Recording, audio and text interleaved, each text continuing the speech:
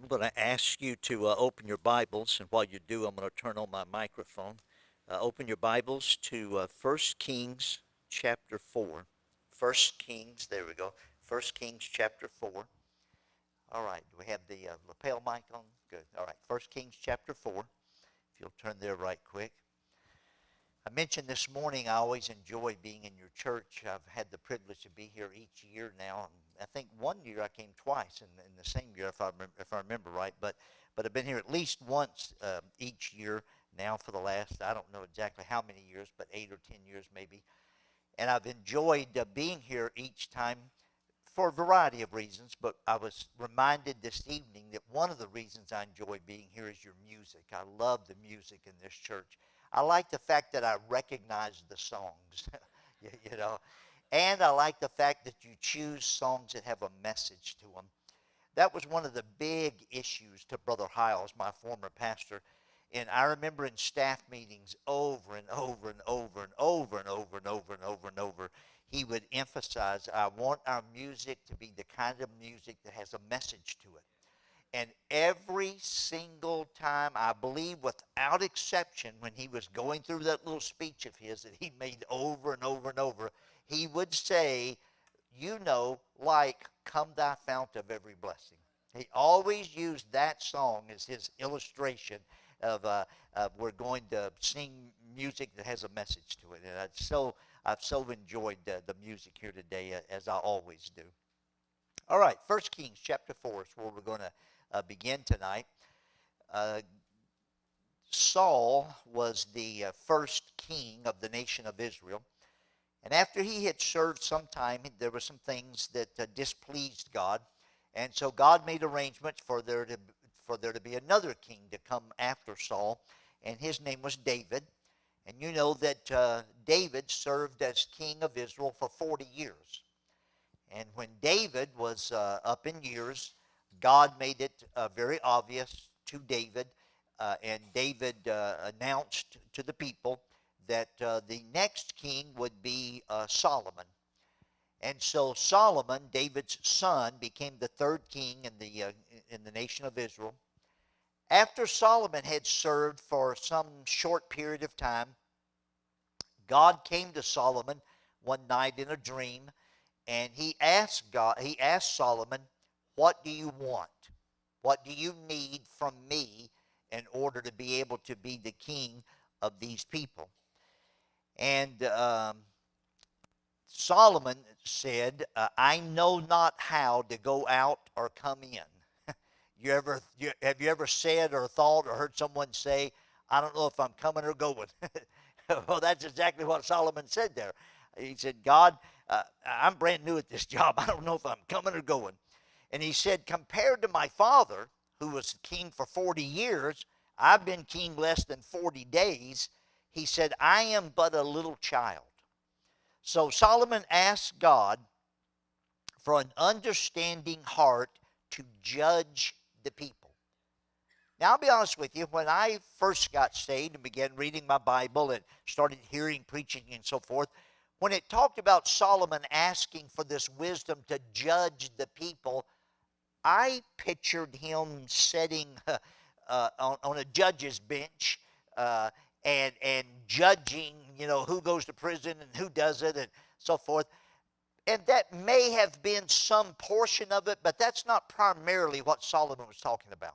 When Solomon said, I want to judge the people, he didn't mean just decide who goes to prison and who doesn't and who pays who for which debt and so forth. What he was saying was, I want to judge what the people need, and I want to be able to give them what they need. I want to be able to figure out what the people need so that I will be able then to have the wisdom to give them what they need. So God gave Solomon the wisdom and the understanding that he asked for. And let's look in 1 Kings chapter 4, verse 29. 1 Kings chapter 4, verse 29. And God gave Solomon wisdom and understanding exceeding much, and largeness of heart, even as the sand that is on the seashore. And Solomon's wisdom excelled the wisdom of all the children of the east country and all the wisdom of Egypt. For he was wiser than all men. And it lists some men there that he was wiser than them and so forth. And it said, verse 32, and he spake 3,000 proverbs. Wait, 3,000 proverbs? I counted one time in the book of Proverbs. There's approximately 750 different proverbs in the book of Proverbs. And Solomon didn't even write all of those. So we just have a tiny fraction of all the proverbs that Solomon did write. But he wrote 3,000 proverbs. Now look at verse 32. And he spake 3,000 proverbs, and his songs were 1,005. We have one of his songs, the Song of Solomon, but he wrote 1,005. He wrote 1,004 more than we've ever heard. And he spake of trees, from the cedar tree that is in Lebanon, that would be vaguely similar to our redwood forest in California, even unto the hyssop that springeth out of the wall. Have you ever noticed on a wall, there might be a little place where there's a little dirt has caught in a crack somewhere, and somehow a seed gets in there, and there's something growing out of a crack in a wall. Well, in Israel, the most common plant that grows in the cracks of the walls is this little plant called the hyssop. It's a tiny little plant. And he said, he spoke of the trees of Lebanon, like the redwood forest. He spoke of the tiny little plant that springeth out of the wall. Then look at verse 33, the last statement. He spake also of beast and of fowl and of creeping things and of fishes. Would you look at me for a second? What it's saying is God gave Solomon so much wisdom that Solomon was able to talk to anybody on any subject, whatever it was they needed, that he could discuss it with you. If you had a problem as big as the cedars of Lebanon, he'd talk to you about that. If you had a tiny little problem about the size of a hyssop growing out of the crack of a wall, he'd talk to you about that. If you had a problem with the fish in your pond, he'd talk to you about that. If you had a problem with too many birds on the roof of your house, he could talk to you about that. Whatever your problem was, Solomon could talk to you about it. That's what that is indicating there. That's how much wisdom God gave him. But God was so pleased that Solomon did not just ask for a long life. He didn't just ask for riches. He didn't just ask for victories over his enemy. He asked for this understanding, not so that he could be smart. Here's another thing I'm going to admit to you from when I first got saved. In fact, not when I just first got saved, but for many years after I got saved. I thought the reason I was supposed to ask for wisdom was so that I would be smart enough to not create problems for myself. I thought I was supposed to ask for wisdom so that I would make good decisions and not create problems for myself. But finally it dawned on me one day, that's not Christianity. Christianity is not God give me what I need so it'll help me. Christianity is God give me what somebody else needs so I can help them. And the purpose of wisdom is not just to give me a life void of problems.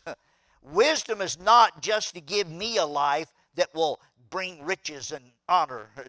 Now, those are wonderful byproducts of wisdom, but the purpose of wisdom is so I can help you when you have a problem. The wisdom that I'm supposed to get from God is not wisdom I put in my pocket and say, boy, thank God I got that wisdom.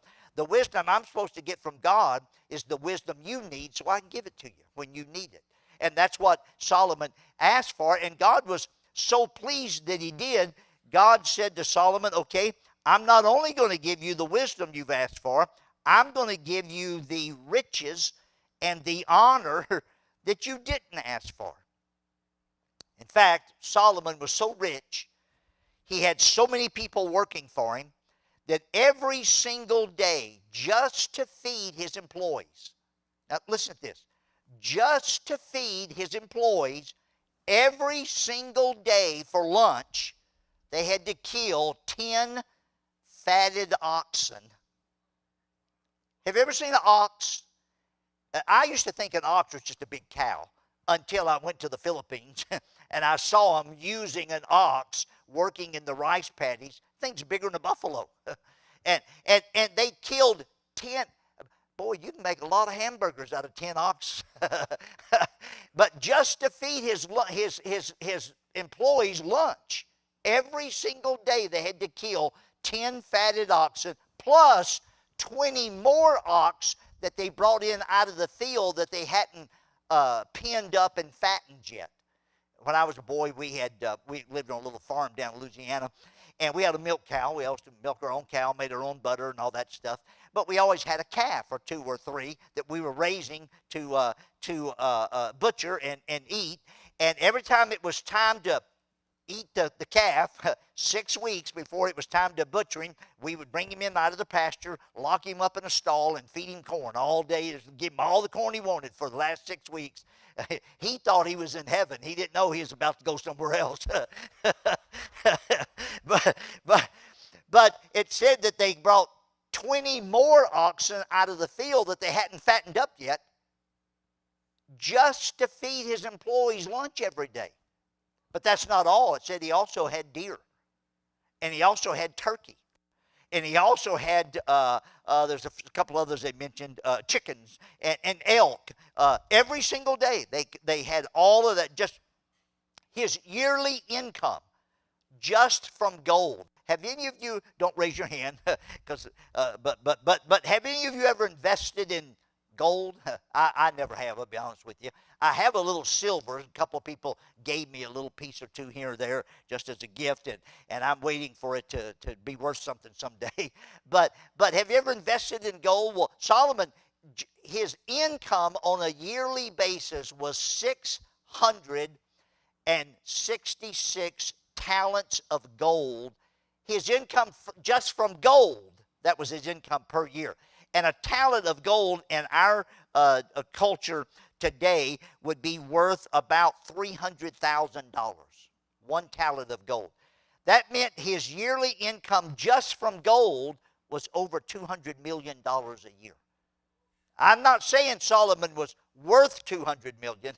I'm saying every single year he profited over $200 million just from his gold. But the Bible said he also made money off of spices and silver and ivory and apes. I don't know what an ape's worth, but it's on the list. And peacocks and so forth and so on. In fact, Solomon was so wise, so wealthy, so well known for being prosperous and having the answers to all the questions, that every single nation on the earth that heard about Solomon, and most of them did, they all wanted to send somebody there to learn from him and bring it back to their country. Every single nation on the earth was wanting to do this. And most of them sent somebody to hear what he had to say, until one day the Queen of Sheba heard about Solomon. And she said, no way. She said the same thing you and I would say. No way. There's nobody that smart. There's nobody that rich. There's nobody that prosperous. No way. In fact, I'm going to go prove it to everybody. And so she loads up a caravan. The Bible calls it a train. We'd call it a caravan of camels. She loads up a caravan and she heads off to go visit Solomon. And let's see what happens. Look at chapter 10. Go to 1 Kings chapter 10.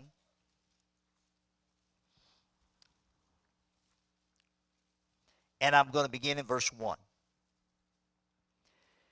1 Kings chapter 10 verse 1 says, and when the queen of Sheba heard of the fame of Solomon concerning the name of the Lord, she came to prove him, to prove that it wasn't true, to prove him with hard questions. And she came to Jerusalem with a very great train or caravan with camels that bear spices and very much gold and precious stones. And when she was come to Solomon, she communed or communicated with him of all that was in her heart. And Solomon told her all her questions. In other words, he answered every one of her questions. There was not anything hid from the king, or in other words, there was nothing she could ask him that he couldn't answer, which he told her not. Verse 4. And when the queen of Sheba had seen all Solomon's wisdom, and the house that he had built, and the meat of his table, all those oxen and elk and deer and all of that every single day, and the sitting of his servants, and the attendance of his ministers, and their apparel, and his cupbearers, and his ascent by which he went up unto the house of the Lord, there was no more spirit in her. Would you look at me for a minute? Can I put it in our terminology today? She came with an attitude. And after he answered all of her questions, she didn't have an attitude anymore. It was like, oh, wow, this really is true. All right, but let's see what else she said. Look at verse 6. And she said to the king, it was a true report that I heard in mine own land of thy acts and of thy wisdom. Howbeit, I believed not the words until I came and mine eyes had seen it. And behold, behold, the half was not told me. Thy wisdom and thy prosperity exceedeth the fame which I heard. Would you look at me just for a second? She said, I only heard half the story. First of all, I only heard half of how much wisdom you really have, and I only heard half of how much prosperity there is. But she also goes on to say, and that was only half of the story. Here's the other half of the story. Look at verse 8. Happy are thy men, happy are these thy servants, which stand continually before thee, and that hear thy wisdom. Would you look at me for a moment? Here's what the Queen of Sheba is saying.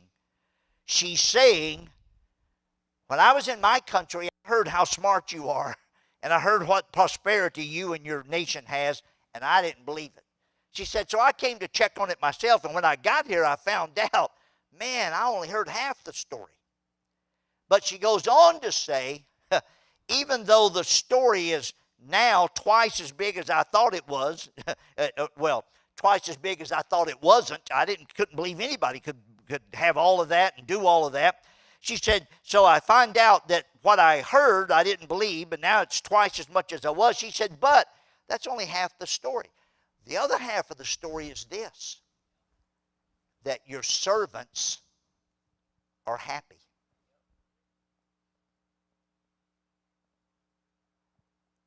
It's one thing to personally be smart. It's one thing to personally have wisdom. It's one thing to personally prosper. It's something else to have it and use it to help others. And she said, as great as all of that is, the other half of the story is, and your people are happy. Notice who she said was happy. All right, let's look at verse 8. Happy are thy men. Notice what she said. She didn't say happy are the men. She said happy are thy men. What she's saying is this. Those who are on the king's side, they're happy. Those who are loyal are always the happiest. I mentioned this morning that I've been saved. I can't remember the exact number I threw out this morning, but I went back and did the math this afternoon and figured it up, that I've been saved for 56 years. And I've been on staff at a church, a variety of churches, for 55 years. I've served in 3 different churches. I've served under 4 different pastors. And every one of those three churches that I served in had some church members that were disloyal. And every one of those pastors I have served under have had some staff members and church members that were disloyal. I've never one time in 56 years of being a Christian and going to church seen a happy, disloyal person. Not one time ever. I've never seen anybody with a big smile on their face and a glow about their countenance and a happy step, a happy lilt in their step that comes bouncing in the back door of the church and says, man, let me tell you what a crook that pastor is that we've got. Let me tell you what a dirty bum that Sunday school teacher is that teaches my class. Let me tell you about that song leader. Let me tell you about Brother Bob. Let me tell you the truth, man. Come over here, and you'll be so happy when you get through talking to me. Not one time have I ever seen that. It's always with a big frown on their face. And it's always with a bit of nervousness. And she said, happy are thy men, the ones that were loyal to the king. Then who else did she say was happy? Happy are thy men. Happy are these thy servants. You know who's always the happiest? Those who are serving. It's always the case. Those that are serving are always the happiest. Yeah, go to some place of employment and see which guys are in there sweating and working hard, or which ladies are diligently doing their work, and then see the one standing over in the corner, trying to get away from the work, trying to get out of it, and figure out which one's the happiest. Every single time. It's the one who's doing the work that's happy. It's not the one trying to get out of the work that's happy. It's the one that's doing the work. Every single time, it's always that way. Okay, let me give you some homework.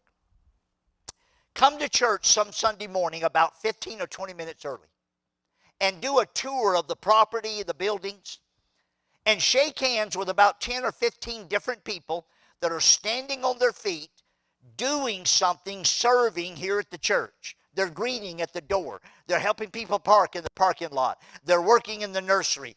They're getting the tables ready for the fellowship tonight. They're practicing the songs. They're playing the prelude. Go to those 10 or 15 people that are standing up, doing something, serving somebody, and keep track of how many of them are happy. And then when you get done doing that, then about 3 or 4 minutes before the service starts, rush in here in the auditorium and go from person to person who's just sitting here waiting for the service to start and wondering how long it's going to last this time, and notice how happy they are. I promise you, the ones that are happy are always the ones that are serving. She said, happy are thy servants, the ones that are on the king's side. She said, happy are thy men. Then she said, happy are these thy servants. Then let's see what else she said here. Look at verse 8. Happy are thy men, happy are these thy servants, which stand continually before thee. You know who she said was happy? The ones that were faithful. The ones that did their job every day. Hey, you know which wife is happy with serving her family? It's the one that gets up and fixes breakfast every morning. It's not the one that says, well, get your own cereal today, and you want eggs, they're in the refrigerator, and I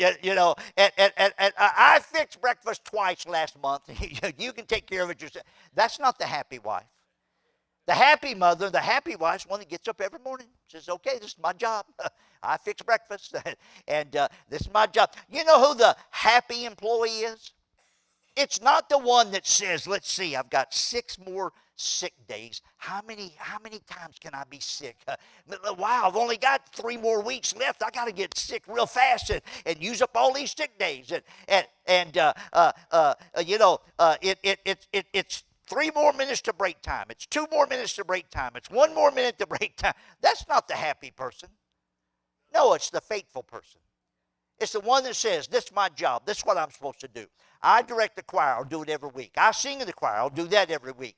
I play the piano. I'll do that every week. I run the PA. I'll do that every service. I play in the orchestra. I'll do that every time I'm the usher. I'll be there every. It's the one that's faithful. He said those that are stand before the king continually. Not the guy that shows up a couple times a month. That's not the happy guy. The happy guy is the guy that says, man, look at what I get to do, and I'm going to do it every chance I get. And then who else did she say was happy? She said, happy are thy men, the ones that are on the king's side.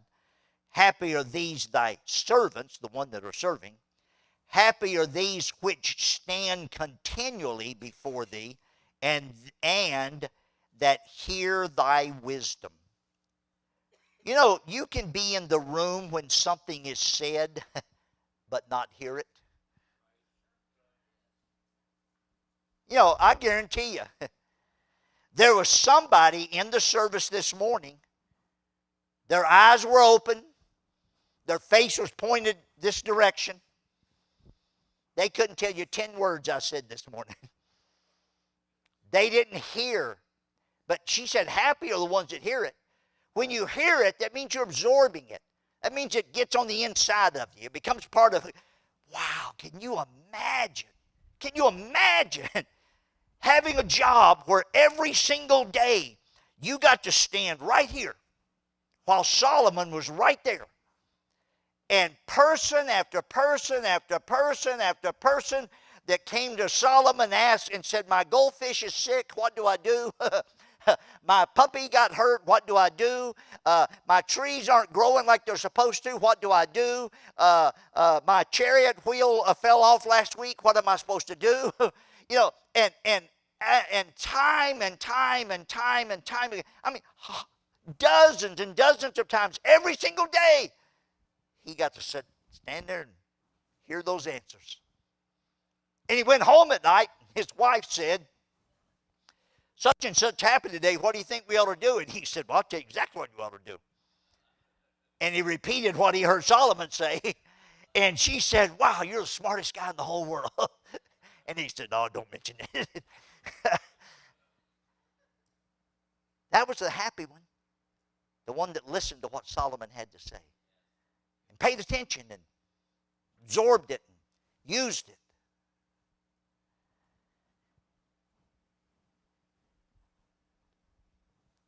The people in Central Baptist Church who have the best potential of living a happy life are those that are loyal, those that are serving, those that are faithful, and those that listen to what is taught. Hey, I don't know where I'm supposed to be the next 3 Sunday nights. I'd have to look at my schedule and figure it out. But I want to be here the next 3 Sunday nights and hear your lessons about Baptist history. You know, I'm hoping you record it and put it online. Look, the ones that have the potential to be happy are the ones who say, okay, I've got an outline there on how to be happy, and it includes listening to what I'm taught so I can get wisdom. Not just so I can be happy, not just so I can prevent problems in my life, but so I can be ready to help somebody else when they have a problem in their life. Now, it's a wonderful byproduct that you can use that same wisdom to help yourself, but that's not the purpose of it. The purpose is for you to help somebody else. My father, I've mentioned him many times when I was here, and I'm going to close with this. My father was in the 82nd Airborne in World War II. He fought frontline hand-to-hand combat in the Battle of the Bulge, crossing of the Ruhr River, the Ardennes Forest. You went on that trip. You saw some of the places and things he did. When he came home, he became a carpenter, and then became a foreman, then became a superintendent, then became a what they call it, a project manager. And he told me one time, he said, son, every single time I hire somebody to be a carpenter, my goal is to make them a superintendent. He said, it doesn't always work, but it's always my goal. It's what I try to do. I try my best to make him a superintendent. The one moment that I probably felt sorry for my dad as much as any other moment in his life was when he was in his late 80s. He died at the age of 90. When he was in his late 80s, in fact he was 89, because he worked full time until he was 89 years of age. Not because he had to, he just wanted to. And we always kind of wondered, why does Dad just keep on working, keep on? After he died, we looked at his accounts and found out he was giving over 50% of his income to missions those last 15 years of his life. But when my dad was 89 years of age, because of his health, and he was beginning to develop a little bit of dementia, not bad yet, he knew, you know what I mean? He was still aware of what was going on and knew that he was beginning to struggle a little bit. One day he got a blank look on his face and just kind of stared off into nowhere and said, I'm just not able to help anybody anymore. That was the saddest day in my dad's life that I ever noticed, was when he realized he couldn't help anybody anymore. Every person in the room tonight ought to find some way that you can help somebody else in your family, on your job, in your extended family, in your neighborhood, and especially here at church. So I hope you don't mind that we connived to get together to do this. I think it was my idea, if I remember right. I think I called and asked you if we could do this. I have a list here tonight of about a dozen, maybe more than that, maybe 24 different places in the church where we could use somebody else to help some more. Now, many of you, the folks who come back on Sunday night, you're the folks who get in there and work all the time and do a lot in the church. But there might be somebody in the room tonight that could look at this list and say, in addition to what I've been doing, I could do that. In addition to what I've been doing faithfully, I could be a substitute in that area. Oh, that job right there, it doesn't have to be done every week. That one only has to be done about once a month. I could do that too in addition to what I've been doing. So what I want to do tonight is I've got some ushers, I hope, ready. And we're going to give everybody in the room one of these. Do we have enough for the children to get one too, or just the teenagers and adults? Let's start off with the teenagers and adults. And if we have enough, we'll give one to the children also. And what I want you to do is I want you to look at this list, and I want you to pray as you read through the list real quick. And then I'm going to ask you to print your name at the top of the page if you're willing to do so. I'm not requiring, of course, you to do anything. But if you're willing to do so, print your name at the top of the page and give us your telephone number, even though we may already have it. And then just see if there's something on the list that you could do. Okay, for example, here's they need a substitute to drive the van. Not every single Sunday, but a substitute to drive the van occasionally when the driver's out of town or sick or something. But that one's no more important than anything else. Okay, here's a nursery worker, somebody that can do it just once a month, or somebody who could be on the list that they call when they need a substitute. But in a moment, we're going to give an invitation, and we're going to ask you to pray. Is there something on that list? Who did not get one? Oh, we missed one right here. Right? Okay. Who else did not get one? All right, good. We're going to ask you to pray about it, and then in a moment we're going to give an invitation, and we're going to let you come to the altar and ask God to direct you. And then how about at the end of the service they maybe just lay them this table over here? Okay, there's a table right back here underneath the clock. And you can lay your paper there. I don't want to collect them because I don't want anybody to feel like we're putting you on the spot. Did she turn one in or not? But in a moment, we're going to have an invitation. First of all, maybe you could come tonight and ask God to give you wisdom for the right reason. Then you could come tonight and ask God, who is it that I need to help, whether it's on this list or not.